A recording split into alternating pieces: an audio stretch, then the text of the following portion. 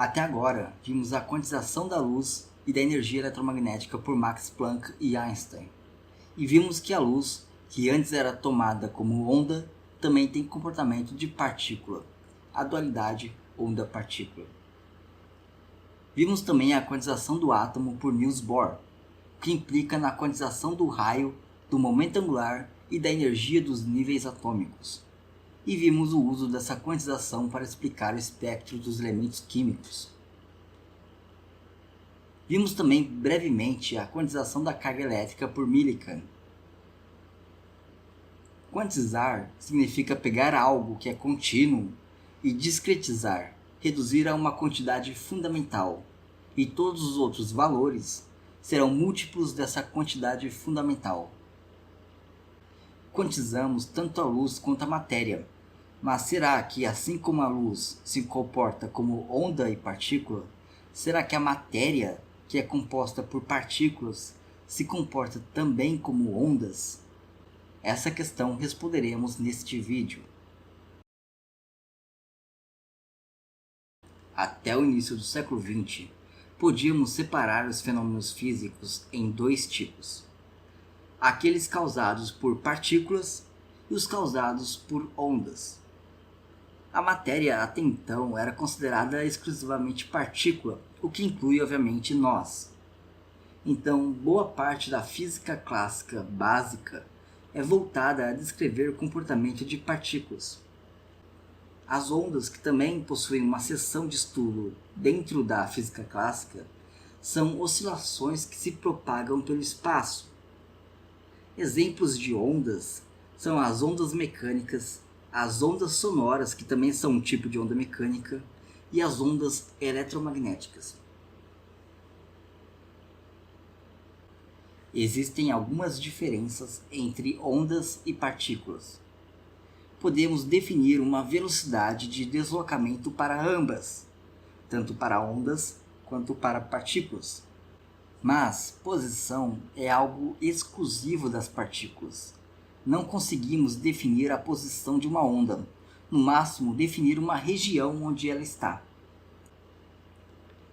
Podemos dizer, por exemplo, que uma onda estacionária em uma corda está compreendida entre os extremos da corda. Mas não podemos dizer se essa onda está em um ou em outro ponto da corda. Na verdade, essa onda está em toda a corda. Existem alguns fenômenos que são exclusivos de ondas.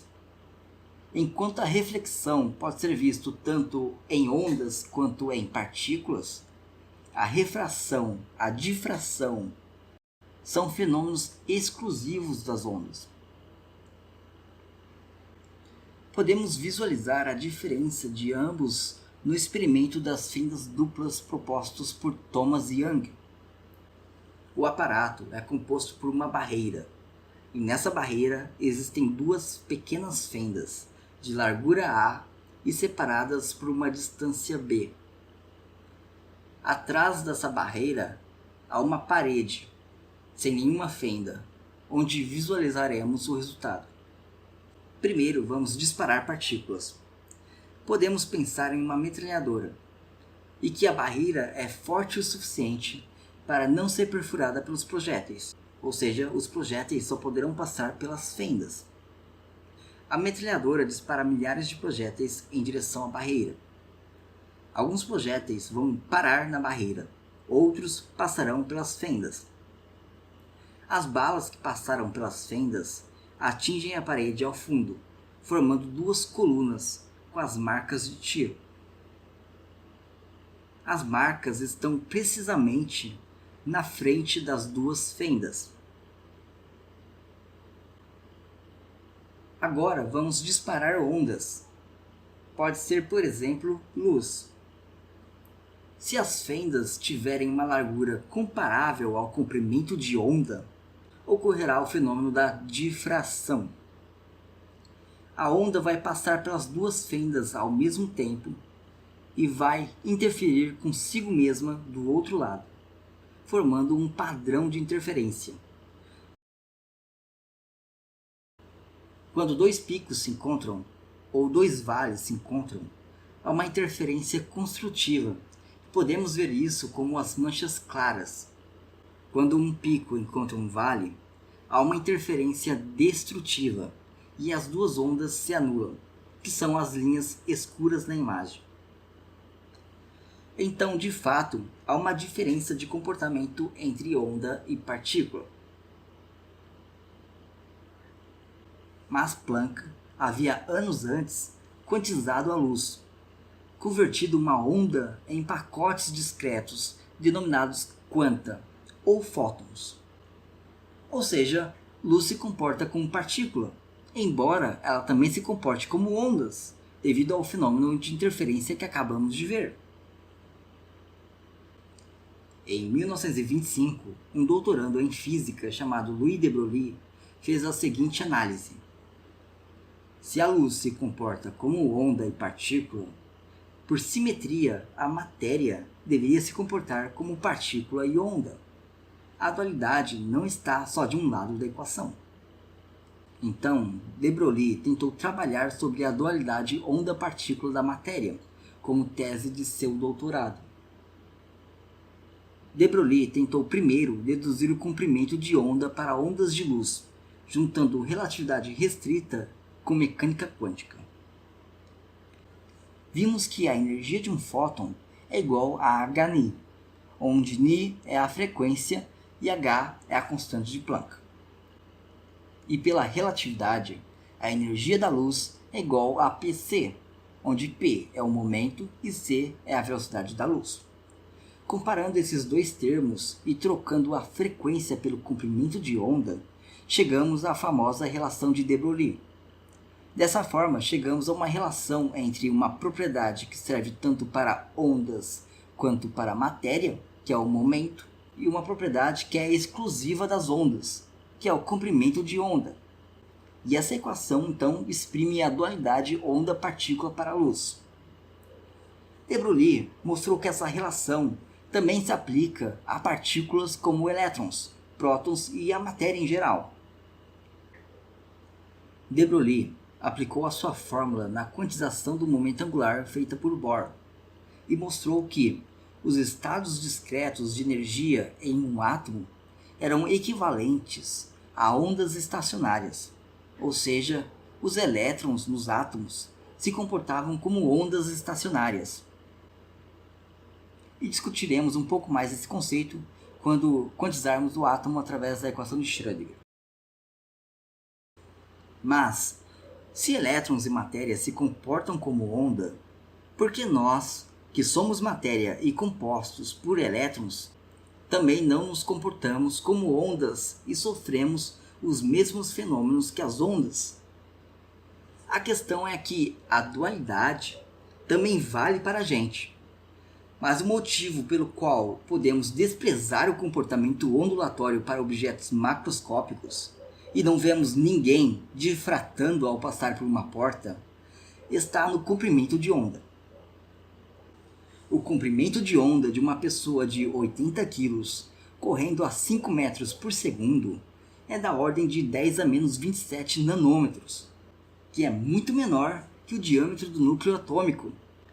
Então nosso comprimento de onda é muito pequeno, de forma a ser totalmente desprezível. Então, apesar de haver a dualidade, nos comportamos plenamente como matéria. Não existe nenhuma situação onde nos comportamos como onda. Já para um elétron, a história é outra. Vamos tomar um elétron de baixa energia, 54 eV, por exemplo. Podemos fazer esse cálculo, tomando a forma não relativística da energia para calcular o momento.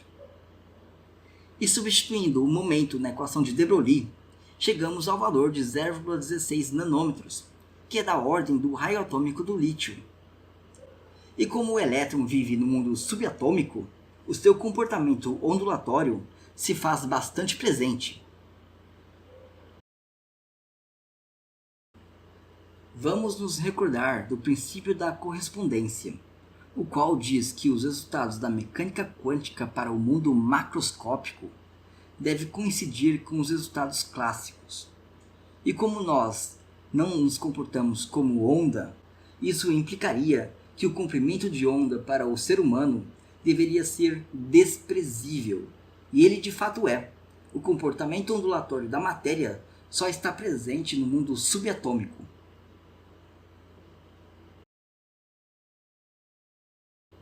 A hipótese de de Broglie foi confirmada 2 anos mais tarde por Davidson e Germer.